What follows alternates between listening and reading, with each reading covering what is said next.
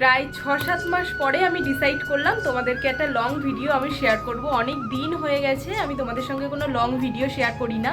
তো এই ভিডিওটা তোমরা পেয়ে যাবে কালকে, হয়তো আজকে ভিডিওটা করে কালকে পোস্ট করব। তোমরা সবাই কেমন আছো বলো? আশা করি সবাই খুব ভালো আছো, আর আমিও মোটামুটি এখন ভালোই আছি। আর এখন আছি কিন্তু আমি আমার দোকানে। এখন বেজে গেছে ঘড়ির কাঁটায় ওই দুপুর 12টার মতন। আমি আর 1 ঘন্টা মতো পরে দোকানটা বন্ধ করে বাড়িতে যাব, আর তারপর তোমাদের সঙ্গে সমস্ত কিছু শেয়ার করব আস্তে আস্তে।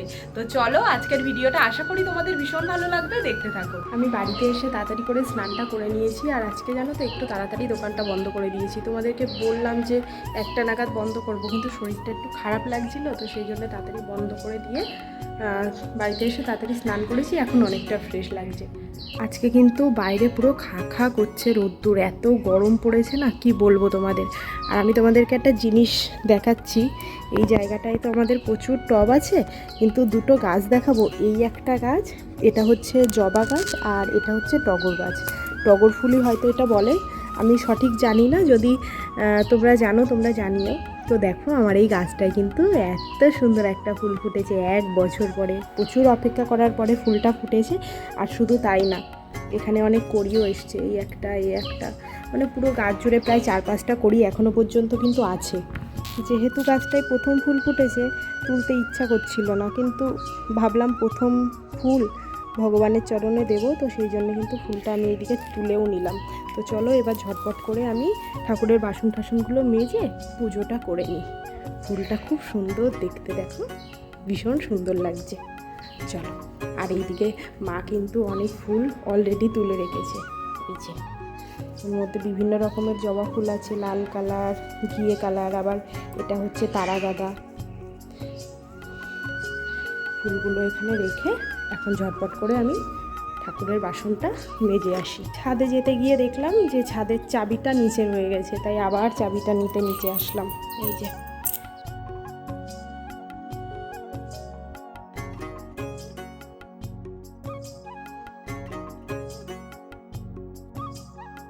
ঠাকুরের বাসনটা মাজা হয়ে গেছে, আর আমি এখান থেকেই কিন্তু ঠাকুরের জলটা নিয়ে নিয়েছি। ছাদে এখন আর আমাদের কোনো কাজ নেই, তো সেই জন্য ছাদের তালাটা ভালো করে দিয়ে তারপর এখন আবার নিচে যাচ্ছি।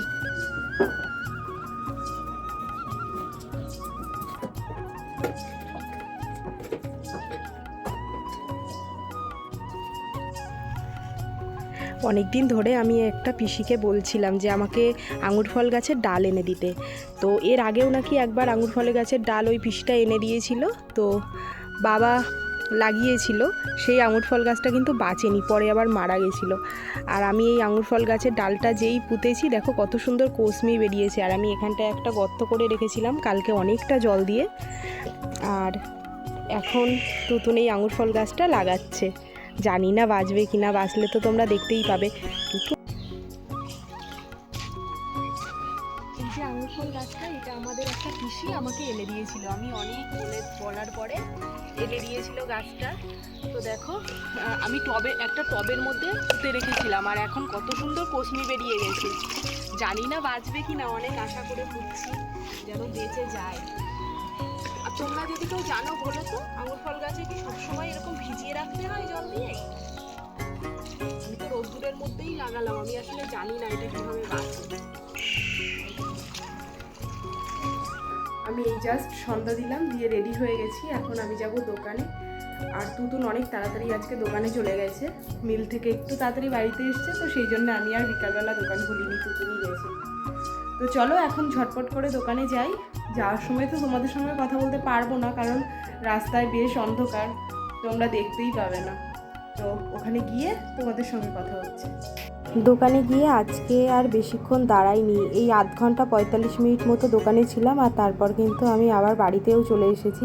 চিনির খাওয়ার সময় হয়ে যাচ্ছিল, চিনি ঘুমাচ্ছিল বাড়িতে, সেই জন্যে আর কি বাড়িতে তাড়াতাড়ি করে চলেও এসেছি।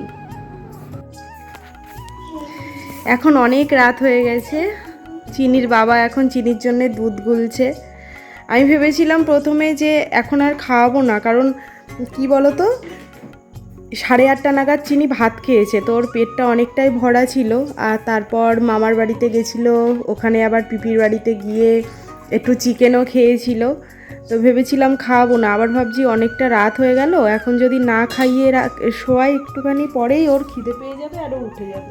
কি করছো মা? হ্যাঁ কাজ করছো? কি কাজ করছো? তোমার জামাটা আমাকে দাও। হ্যাঁ কে খাবে দোদো? কে খাবে?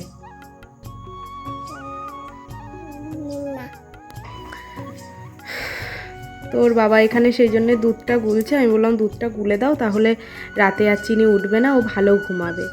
তুমি দুর্গা মাকে ভালোবাসো? চিনি তুমি দুর্গা মা ভালোবাসে? কতটা ভালোবাসে? বেশিটা ভালোবাসে বাবা। কাকে ভালোবাসে? খুব ভালোবাসে। তাই? আসো তোমার চুলগুলো বেঁধে দিই, না হলে রাত্রেবেলা ঘুমাবে যখন চুলগুলো খুলে যাবে, তোমার ভালো লাগবে না শোনা। চুলগুলো বেঁধে দিই, আসো। কে ঘুমাবে না? হ্যাঁ কাকাই ঘুমাবে না? হেড মানে কি? আগে হেড মানে কি? আমি কথা বলবো না, চিনি পড়াশোনা করে না। কাকাম?